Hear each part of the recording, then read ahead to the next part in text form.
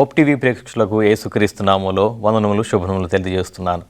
ఈరోజు ఒక ముఖ్యమైన అంశంతో మీ ముందుకు వస్తున్నాను.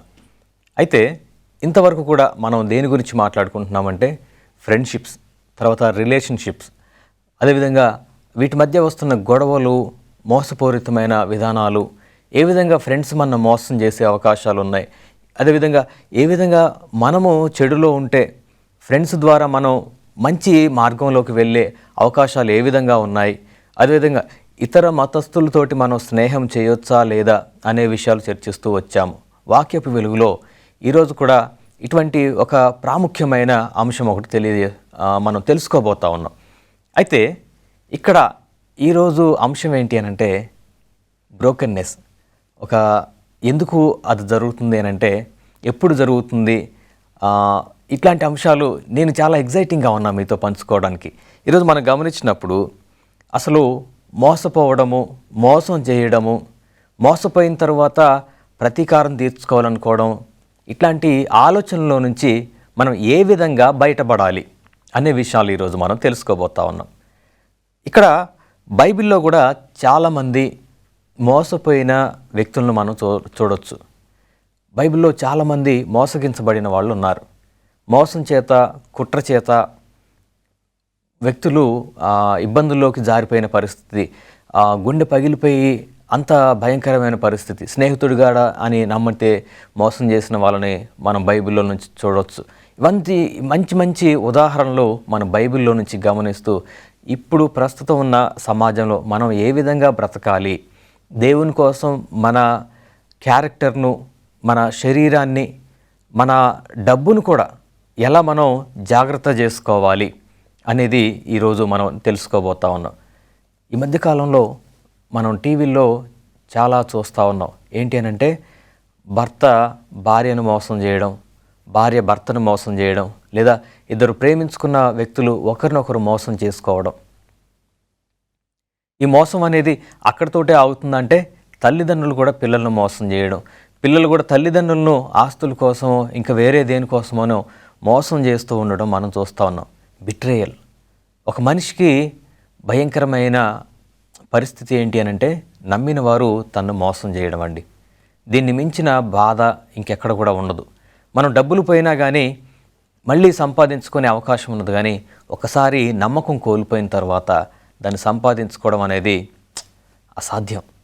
ఇక్కడ మనము ప్రస్తుత సమాజంలో చూస్తే అసలు నిజంగా ప్రేమిస్తున్నారా మనల్ని, లేదా మనమే అపోహపడుతున్నామా, లేదా మనం నిజమైన రిలేషన్షిప్లో ఉన్నామా లేదా అని కూడా తెలుసుకోవడం కూడా చాలా కష్టంగా మారిపోయింది.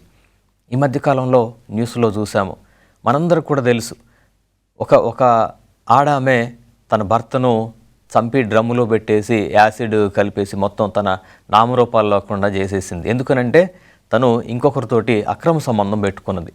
దానివల్ల ఏమవుతుంది, తన భర్త అడ్డుగా ఉన్నాడని తనను మోసం చేసి తనకి మంచిగా పాలు ఇచ్చి ఆ పాలు తాగుతున్నప్పుడు అందులో పాయిజన్ కలిపి ఇచ్చేసింది. తను నమ్మకంగా తాగాడు.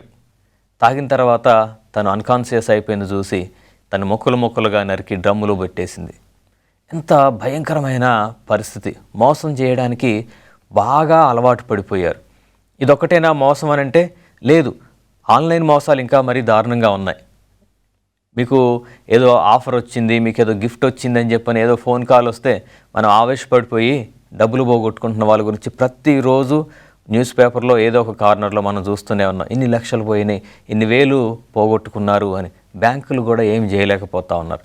మోసం అనేది ఇప్పుడు ప్రస్తుతం సమాజంలో ఒక పెద్ద సమస్యగా మారిపోయింది. నేను బయటికి వెళ్ళి ఏదైనా వస్తువులు కొంటా ఉంటే కూడా నేను చాలా సులువుగా నమ్మేస్తూ ఉంటాను. ఇది నిజమైన వస్తువా, చూడడానికి బాగుంటే నిజమే అనుకుంటా ఉంటాను నేను కూడా. కానీ మా భార్య మాత్రం వాటిని తీసి చూస్తుంది, ఇటుందా, ఇది ఒరిజినలా కాదా, దానికి ఉన్నాయన్నీ ఒరిజినల్ స్టిక్కర్సా ఫేకా అని ప్రతిదీ కూడా గమనిస్తూ ఉంటాం. ఇంత గమనించిన తర్వాత కూడా కొన్నిసార్లు ఖచ్చితంగా మోసపోతానే ఉంటాం. మనం ఎప్పుడు మోసపోతామో తెలుసా? ఎవరి దగ్గర మోసపోగలమో తెలుసా? మన శత్రువులు ఎప్పుడు కూడా మనం మోసం చేయలేరు, కానీ మన పక్కనే ఉండే మన మిత్రులు, మనం బాగా నమ్మిన వాళ్ళే మనల్ని మోసం చేయగలరు. అవునంటారా? కాదంటారా? అయితే ఇక్కడ బైబిల్లో కొన్ని ఉదాహరణలు ఉన్నాయి, వాటిని చూస్తూ మనం ముందుకు వెళ్దాం. కీర్తనలు 55వ అధ్యాయము 12 నుంచి 14 వరకు చదువుతున్నారు. కీర్తనలు 55వ అధ్యాయం 12 నుంచి 14 వరకు. నన్ను దూషించువాడు శత్రువు కాడు, శత్రువైన ఎడల నేను దానిని సహించవచ్చును. నా మీద మిట్టిపడువాడు నా యందు పగబట్టినవాడు కాడు, అట్టివాడైతే నేను దాగి ఉండవచ్చును.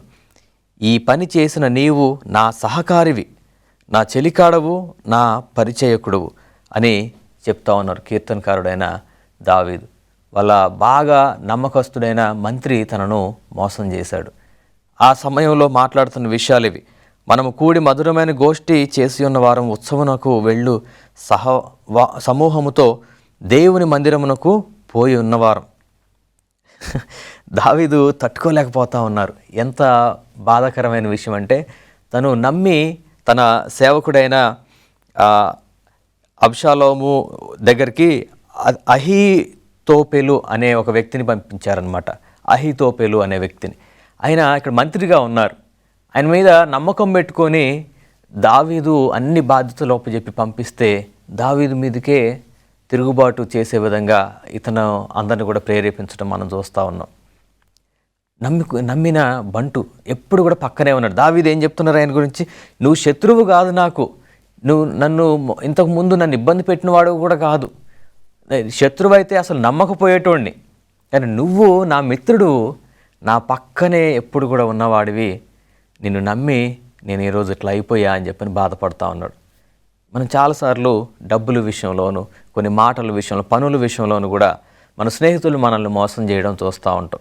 అంతెందుకు, కట్టుకున్న భార్య, కన్న పిల్లలు, తల్లిదండ్రులు కూడా మోసం చేసి ఒంటరిగా ఇంకెవరిని నమ్మలేని పరిస్థితిలో ఉన్నవారు కూడా ప్రస్తుత సమాజంలో లేకపోలేరు. ఎక్కువ మంది అట్లాంటి వారే ఉన్నారు. చెప్పాలంటే నాకు అందరూ నమ్మదగిన వాళ్ళే ఉన్నారు అని ఏ ఒక్కరు కూడా గుండె మీద చేసి చెప్పలేరు.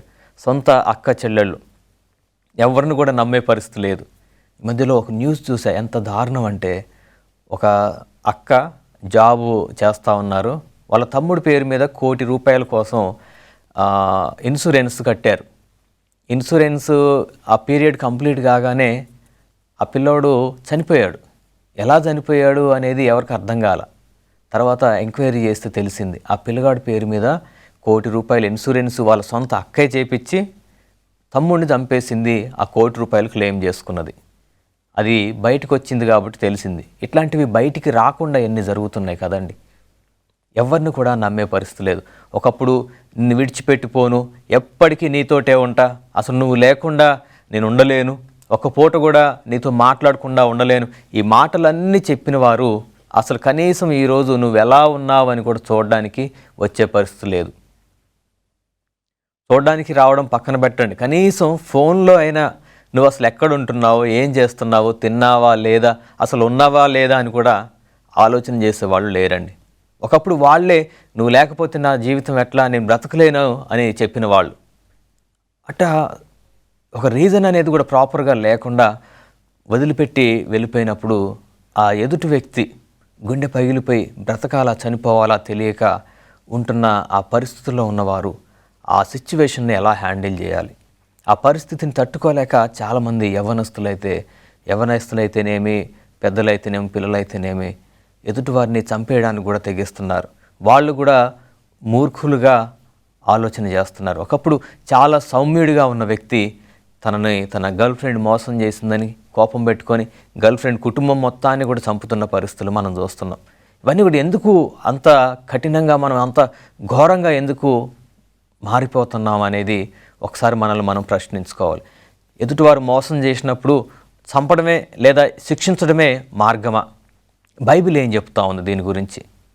మనం ఇదే ముందుకు వెళ్తున్న కొద్దీ ఇక్కడ ఏమున్నదంటే 15వ అధ్యాయము 12వ వచనం నుంచి చదువుతున్నాను. 2వ సమూయేలు.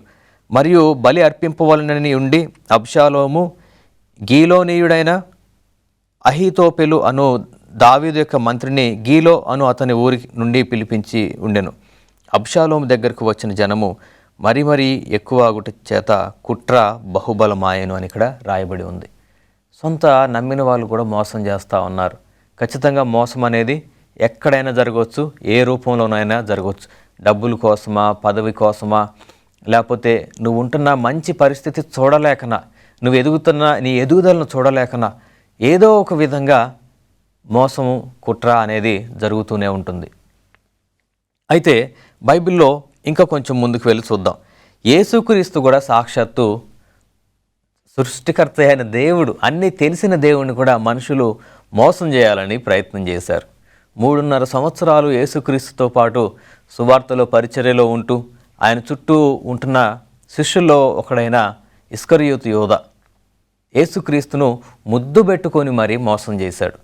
మనం ఇక్కడ మత్తయి సువార్త 26వ అధ్యాయము 47 నుంచి 50 వచనాల వరకు ఒకసారి చూసినప్పుడు యేసుక్రీస్తు మాట్లాడుతూ ఉన్నారు, నన్ను ఒకడు మోసం చేస్తాడు అని. అయ్యో నేను కాదు, నేను అట్లా చేయను అంటున్నారు అందరూ. అప్పుడు యేసుక్రీస్తు అంటాడు, ఎవరు అసలు నిన్ను మోసం చేసేదేనంటే ఇప్పుడు ఒక ఆయన వస్తాడు, నన్ను ముద్దు పెట్టుకుంటాడు, అతనే అని చెప్తే అందరి ముందే వస్తాడు ఇస్కరియోతు యోధ. వచ్చి యేసుక్రీస్తును అందరు ఎదురుగానే ప్రేమగా ఉన్నట్టుగా ఆ ప్రేమతోటి ముద్దు పెట్టుకొని వెళ్తున్నారు. అంటే మోసం చేయడానికి ఎంత నటన అర్థమవుతుందా? యేసుక్రీస్తును బేరం చేసుకొని వచ్చాడు. అప్పటికే నాకు ఇన్ని వెండి నాణాలు ఇవ్వండి, నేను అతన్ని మీకు అప్పగిస్తా అని ఒక డీల్ కుదుర్చుకొని వచ్చేసాడు. కానీ యేసుక్రీస్తుకు తెలవదా అండి?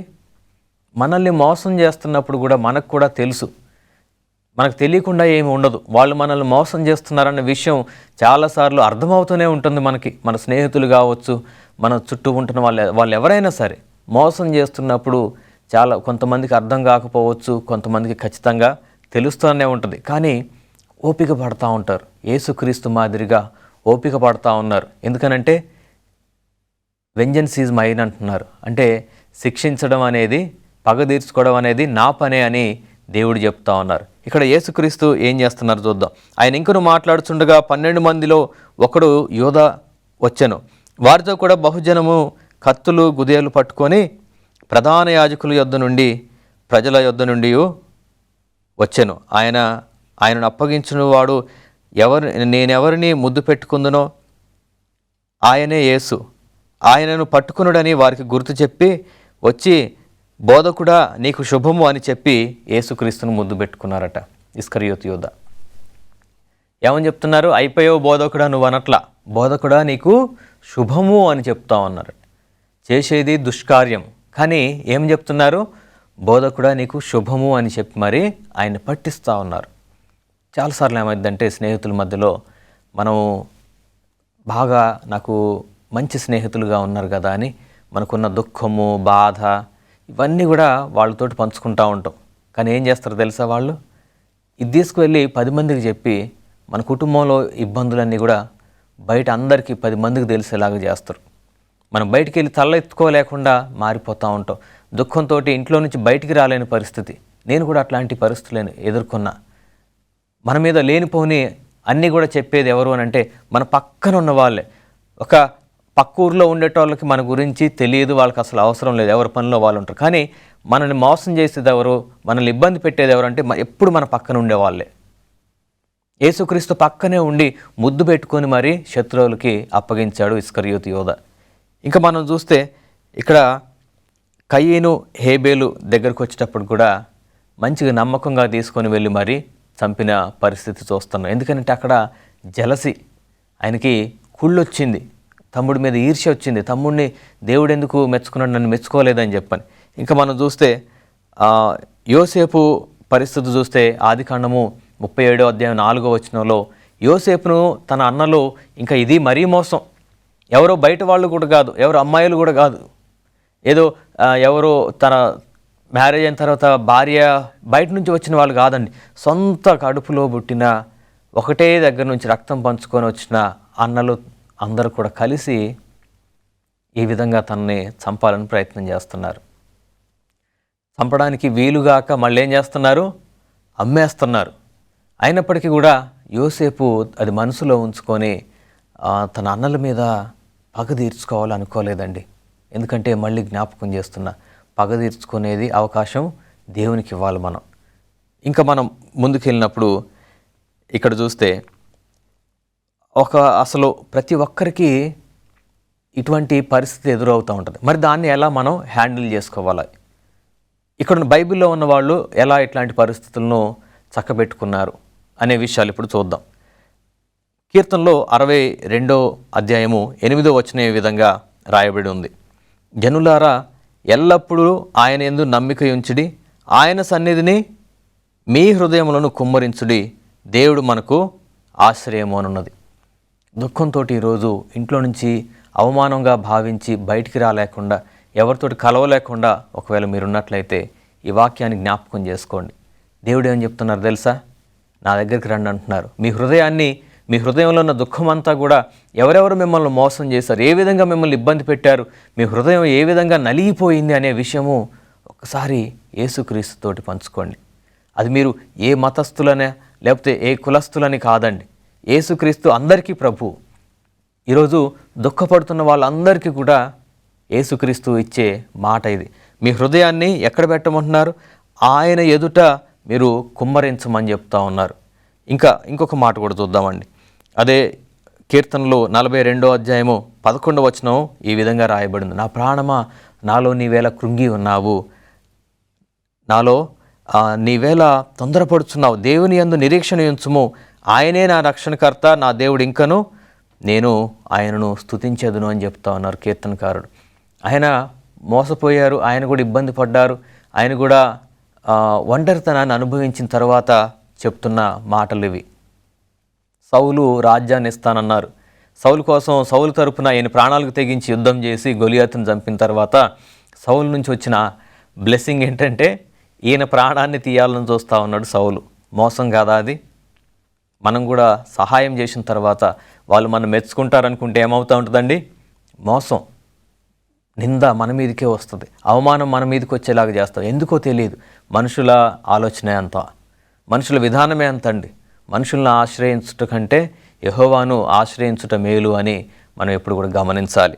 ఇంకా మనం ముందు చూసినప్పుడు కొలస్సీయులకు రాసిన పత్రిక 3వ అధ్యాయం 13వ వచనము ఈ విధంగా రాయబడి ఉంది. ఎవడైనను తనకు హాని చేసినని ఒకడు అనుకుని ఎడల ఒకరినొకడు సహించుచు ఒకరినొకడు క్షమించుడి, ప్రభువు మిమ్మల్ని క్షమించులాగున మీరును క్షమించుడి. దేవుడైతే ఎప్పుడు కూడా క్షమించమనే చెప్తున్నారు. మనకి ఎగ్జాక్ట్ ఆ మూమెంట్లో, ఆ క్షణంలో ఎదుటి వాళ్ళని చంపేయాలన్నంత కోపం రావచ్చు, కానీ కొంచెం సమయం తీసుకుందాం, కొంచెం ఆలోచన తీసుకుందాం. మనం ఆవేశంలో తీసుకునే ప్రతి నిర్ణయం కూడా మనల్ని తప్పు వైపు నడిపిస్తుంది.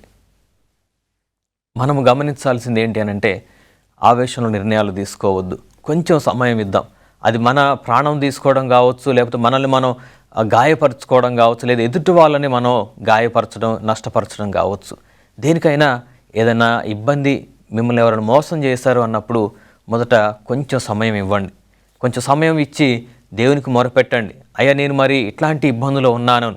తర్వాత క్రమంగా వారిని మర్చిపోవడానికి, వారిని క్షమించడానికి ప్రయత్నం చేయండి.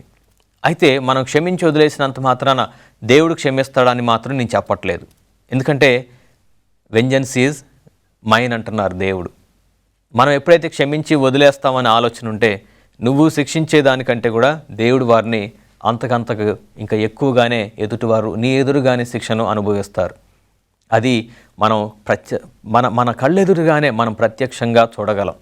ఇంకా మనం ముందుకు గమనించినప్పుడు ఇక్కడ రోమేలుకు రాసిన పత్రిక 12వ అధ్యాయము 19వ వచనం నుంచి చదువుతున్నాను.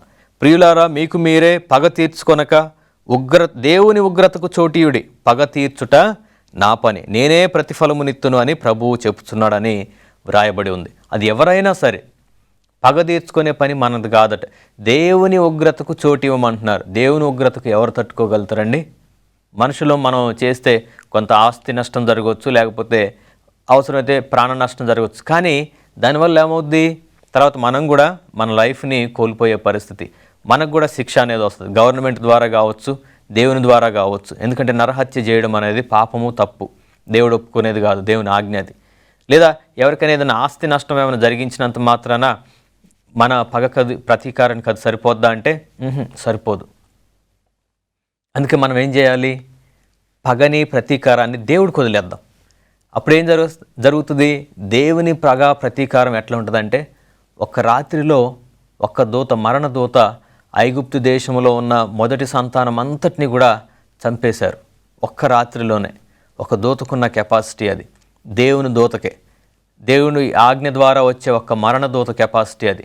ఒక దగ్గర యుద్ధం జరుగుతూ ఉంటే అక్కడ ఒక దూత వచ్చినప్పుడు ఇన్ని వేల మంది చనిపోయిన పరిస్థితి మనం చూస్తూ ఉన్నాం. ఒక దూతకున్న కెపాసిటీ అది. మరి దూతలకే అంతుంటే ఆ దూతలను సృష్టించి వాళ్ళ మీద యజమానుడిగా ఉన్న దేవునికి ఇంకెంత బలం ఉంది, ఎంత శక్తి ఉన్నది. మన మీద మనకి చేసిన మోసానికి సరైన సమాధానం, సరైన ప్రతిఫలం ఎదుటి వాళ్ళు అనుభవించాలి అని అంటే కనుక పగ ఎవరికి వదిలిపెట్టాలండి? దేవునికే వదిలిపెట్టాలి. పగ తీర్చుకునే పని ఆయనది అంటున్నారు. దేవుని ఉగ్రతకు చోటివ్వండి, మనకు మనం పగ తీర్చుకోవడం కాదు. ఇంకొక మాట కూడా చదువుదాం. కాబట్టి నీ శత్రువు ఆకలి కొని ఉంటే అతనికి భోజనము పెట్టుము, దప్పిగొని ఉంటే దాహమేమో. అలాగూ చేయటం వలన అతని తల మీద నిప్పులు కుప్పగా పోయేదు. కీడు వలన జయింపబడక మేలు చేత కీడును జయించుము అని ఇక్కడ రాయబడి ఉంది. మేలు చేసి కీడుని జయించమనున్నది.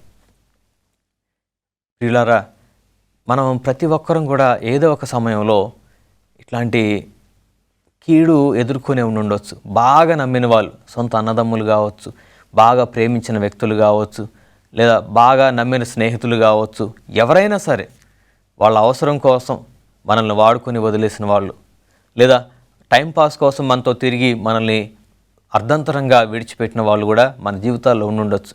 కానీ వాళ్ళ మీద పగ తీర్చుకునే పని దేవుడు చూసుకుంటారండి. ఎందుకంటే పాపము చేసింది ఏది కూడా దేవుడు మర్చిపోయే దేవుడు కాదు.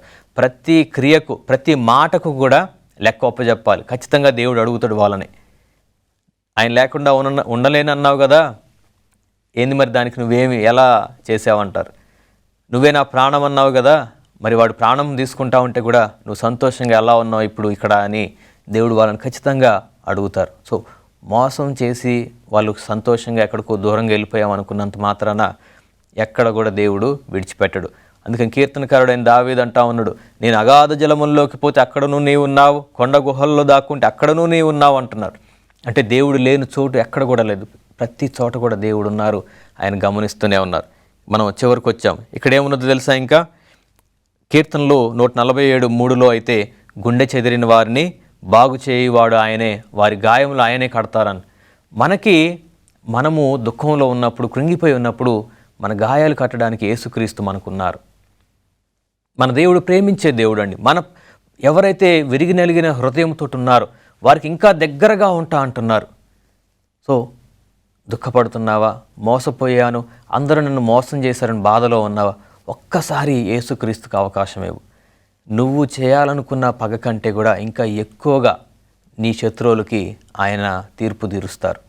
అదేవిధంగా నీ గాయాలన్నిటిని కూడా కట్టి నీకు ఒక మంచి ఫ్రెష్ రీస్టార్ట్, మళ్ళీ నూతనమైన కొత్త జీవితాన్ని, మళ్ళీ ఇంతకుముందు ఎప్పుడు లేనంత సంతోషకరమైన జీవితాన్ని, సంతృప్తికరమైన జీవితాన్ని ఆయన ఇవ్వడానికి నీకు సిద్ధంగా ఉన్నారు. మరి ఈ బిట్రేయల్ అనేది చాలా పెయిన్ఫుల్, కానీ దానికి మందు ఎక్కడుందనంటే దేవుని దగ్గర ఉంది. మనుషులు సొంత ప్రయత్నాల ద్వారా మనం ఏం చేయలేం, కానీ దేవుని ద్వారా మనం సమస్తం పొందుకోగలం. దేవుడు మీకు శాంతిని, సమాధానాన్ని, సంతోషమును, నెమ్మదిని అనుగ్రహించునుగాక.